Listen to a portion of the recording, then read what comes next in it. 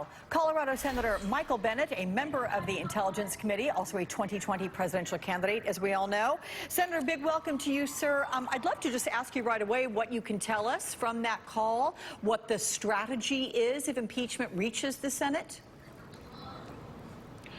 Thanks, Alex. The strategy is not to front-run the House of Representatives. They've got a process they need to go through. Now, I was really young when Watergate happened, but I remember it well. And I remember it was a really dark period in American history, not just because of what Nixon had done, but we were in the middle of the Vietnam War as well. And the Watergate proceedings actually had the effect, I think, of elevating our democracy, of restoring our democracy, of reminding us what this country is really all about. And I think we have an opportunity now to do the fact-finding, to see where that leads us, and to reach a conclusion based on those facts, and to do it in a way that actually restores faith in our process from the American people. We desperately need that. I mean, we have a president who ran for office saying, "I alone can fix it." That's exactly, and now he's broken it. And that's exactly the opposite of what we need. So I view this as an opportunity for not just the members of Congress, but the American people to stand up for the rule of law and the separation of powers. Senator, you are on the Senate Intel Committee. I'm curious what you have heard that you find most disturbing. Well, I can't talk about what's actually come into the committee, but the whole thing is disturbing. I mean, the public reports, the stuff that's come out of the president's mouth himself is disturbing. I mean, the idea that he would ask Ukraine to intervene in our elections, that then the next day he'd ask China to do it. And I know he thinks he's laundering his statements by doing them in public on the driveway of the White House. I think what's happening is the opposite is true. His intention is very clear, just as it was very clear when he was a candidate for office, saying to the Russians, you ought to interfere in the 2016 election. And guess what? They did.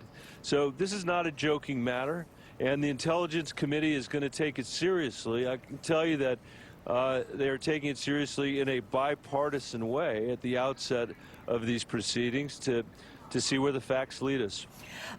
Senator, the president is feeling pretty confident that the Senate would exonerate him. Let's take a listen to what he said.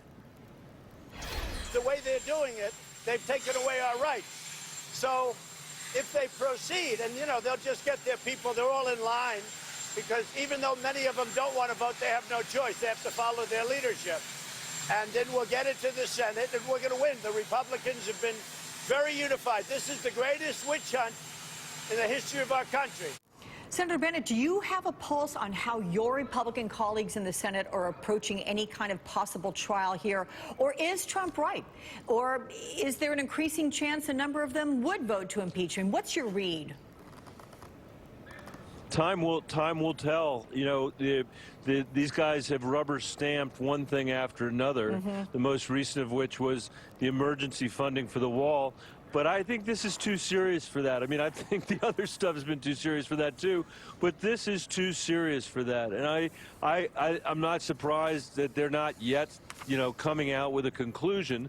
They also want to see what happens in the House of Representatives. But I think the president obviously wants them to rubber stamp this again. He's trying to put pressure on them in Republican states by speaking to his base through Fox News. And at some point, we got to stand up to Fox News. And at some point, we got to stand up to what his base is saying and stand up for the Constitution.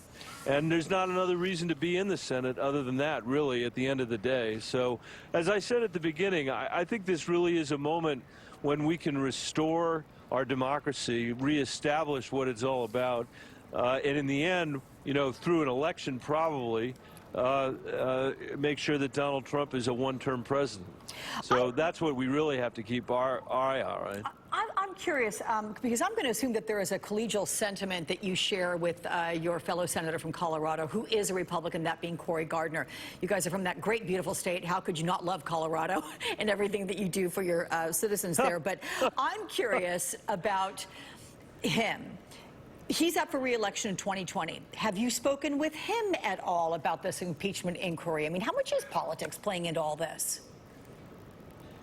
I actually have not had a chance to talk to Senator Gardner about his position, but I hope he'll weigh the facts. That's what we need to do. And, You know, Donald Trump expects the Republicans in the Senate to walk right over the cliff with him, and so far that's what people have done. But there's going to come a point where they're not going to do it anymore, and I don't want to prejudge the facts here. I think we need to see what is developed during the impeachment inquiry, and obviously what we're going to develop during the proceedings in the Intelligence Committee.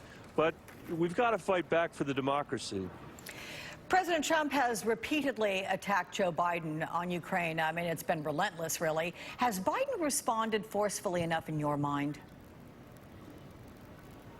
Oh, I think all of us need to respond forcefully to this. We all need to respond forcefully to this, and I'm sure Joe Biden will as well. Give me a sense in terms of the race there, everything, whether it's talk about impeachment, your candidacy for 2020, and what you're sensing there from South Carolina where you are. What's the sense of support that you are getting, sir, on both fronts, your candidacy and impeachment? I couldn't really hear the question, Alex, but if it's what is South Carolina thinking about, I took Q&A during my portion of this morning's presentation because I thought the last thing people needed was another 20-minute speech.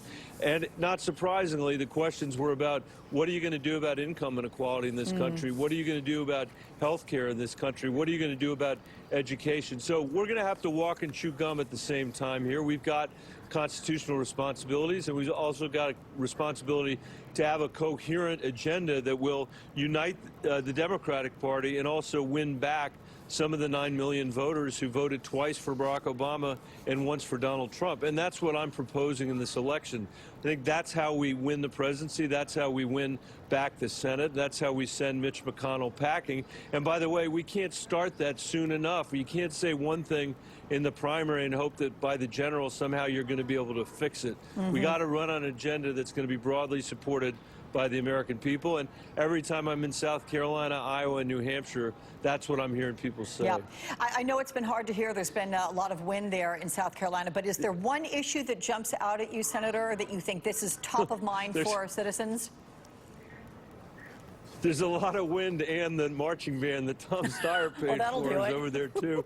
Yeah, I mean, I think the number one issue is economic inequality. The fact that for 40 years, you know, 90% of the American people haven't seen a pay raise, and that only the very top have benefited from periods of economic growth. I'd say that, universal health care, and climate change are the three things that I hear about over and over again on the trail. Colorado Senator Michael Bennet, Alex. also 2020 presidential candidate. Thanks so much. Thanks for Good saying to see nice you. things.